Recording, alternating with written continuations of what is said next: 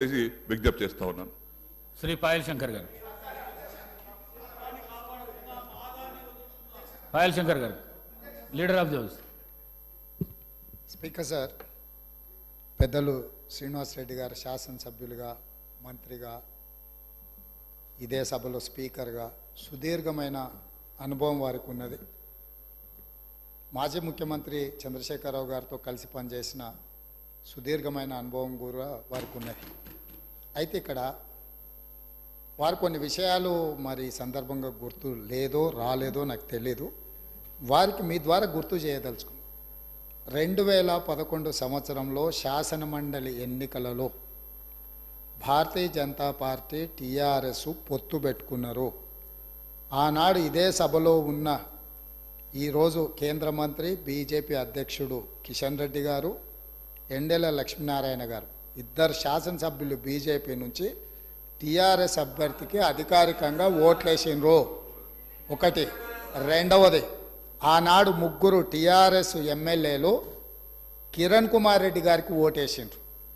ఆ ముగ్గురు ఎవరే అంటే ఏనుగు రవీందర్ రెడ్డి గారు, కావేటి సమ్మయ్య గారు, కల్వకుంట్ల విద్యాసాగర్ రావు గారు.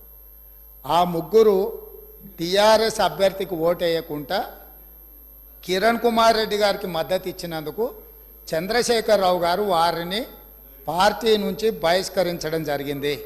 ఆ సందర్భంగా ఎమ్మెల్యేలు ఏం చెప్పిండ్రంటే, అయ్యా మీ అల్లుడు గారే మమ్మల్ని ఇక్కడ ఓటేయమని చెప్తే మేము పోయి అక్కడ ఓటేసినాము, ఓటేయమన్నా మీ అల్లుడినేమో ఇంట్లో పెట్టుకున్నావు, మమ్మల్ని పార్టీ నుంచి ఎట్లా బహిష్కరిస్తామని వాళ్ళు మాట్లాడడంతో తిరిగి 2014లో వారికి టికెట్లు ఇవ్వడం జరిగింది. నెంబర్ 1.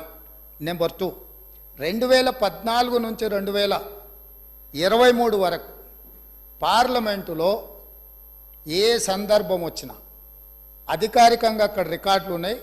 కావాలంటే వారి పెద్దలు పోచారం శ్రీనివాసరెడ్డి గారు, నామ నాగేశ్వరరావు గారికో లేకపోతే కేశవరావు గారికో వారు అడిగితే ఎన్ని బిల్లులు వచ్చినప్పుడు లోక్సభలో కానీ రాజ్యసభలో కానీ వారు ఎవరి పక్షాన నిలబడి ఎవరికి మద్దతు పలికినరో అక్కడ సజీవంగా సాక్ష్యాలు ఉంటాయి. 3 తలాక్ కావచ్చు, 370 ఆర్టికల్ కావచ్చు, రైతు వ్యతిరేక నల్ల చట్టాలు కావచ్చు, జిఎస్టీ కావచ్చు, నోట్ల రద్దు కావచ్చు, ఇట్లా చెప్పుకుంటూ వెళ్తే కొన్ని వందల బిల్లులు లోక్సభలో రాజ్యసభలో వచ్చినప్పుడు టీఆర్ఎస్ పార్టీ స్పష్టంగా ఒక సందర్భంలో రాజ్యసభ సభ్యుడు అక్కడ బిల్లు ఉన్నదంటే ప్రత్యేకమైన విమానం వేసుకొని పోయి మోడీ గారికి అనుకూలంగా ఓటేయడం జరిగింది. Bharatiya Janata party, BRS, BJP ఒకే రకమైన ఆలోచన విధానంతో గత 10 సంవత్సరాలు ప్రభుత్వాలను కలిసి నడుపుకున్నారు. వాళ్ళిద్దరు కలిసి చర్చించుకున్నారు.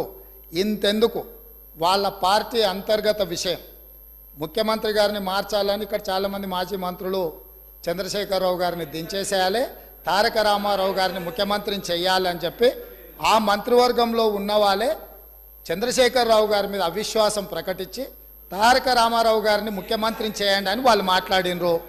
వాళ్ళందరూ ఒత్తిడి తట్టుకోలేక చంద్రశేఖరరావు గారు వెళ్ళి నరేంద్ర మోడీ ప్రధానమంత్రిని కలిసి నేను అక్కడి నుంచి మా వాళ్ళు తప్పుకోమంటుండ్రు, తప్పుకుంటా తారక రామారావు గారిని తెలంగాణ రాష్ట్రానికి ముఖ్యమంత్రిని చేస్తా, మీరు నాకు అనుమతి ఇవ్వమని అడిగినరని, నేను వారసత్వ రాజకీయాలు లేకపోతే రాచరికాలను నేను సమర్థించను, నేను వ్యతిరేకిస్తున్నా, అది ఎలా సాధ్యమో అని నేను చంద్రశేఖరరావును నిలదీసినని భారత ప్రధానమంత్రి తెలంగాణ రాష్ట్రానికి వచ్చినప్పుడు స్పష్టంగా ప్రకటన చేసిండు.